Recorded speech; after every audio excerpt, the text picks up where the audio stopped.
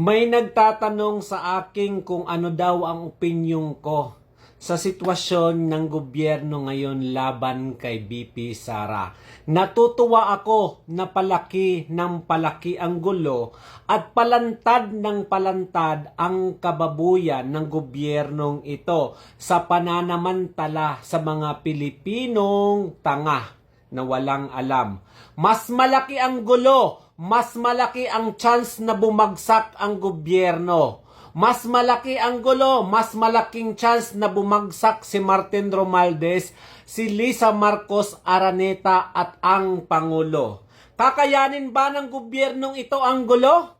Kung kakayanin nila ang martial law, okay lang sa akin yan. Sino ba ang magugutom? Yung mga Marcos loyalist, yung mga pinklawan at dilawan. Gaano kalaki ang gulo, mas magpapasalamat ako. Dahil mas malaki ang gulo, mas malaki ang chance na babagsak ang gobyerno. Sino ang nasa gobyernong ito? Marcos Jr. Ano ang nangyari nung panahon ni Marcos Sr.?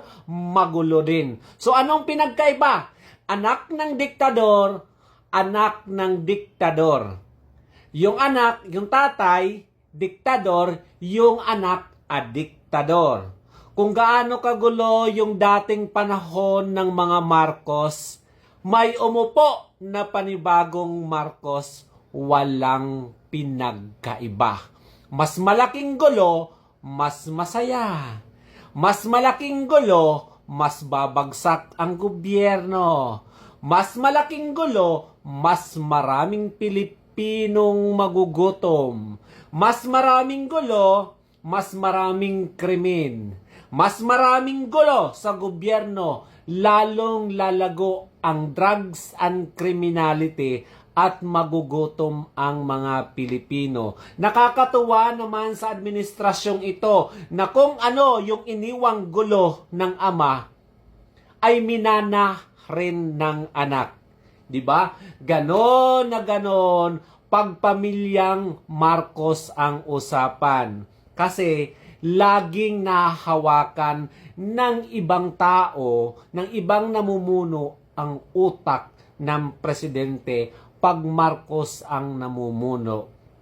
Kailan kaya may lilitaw na bagong Ramos at Hunasan sa panahon ni Marcos Sr. at may lilitaw na panibagong bayani sa panahon ni Marcos Jr. Ituloy lang ang gulo, mas okay yon. Kawawa yung mga Pilipino na walang makain. Kawawa yung Pilipinong maapektuhan ng gulo ng gobyernong ito na gawa ni Martin Romualdez at ni Lisa Marcos Araneta.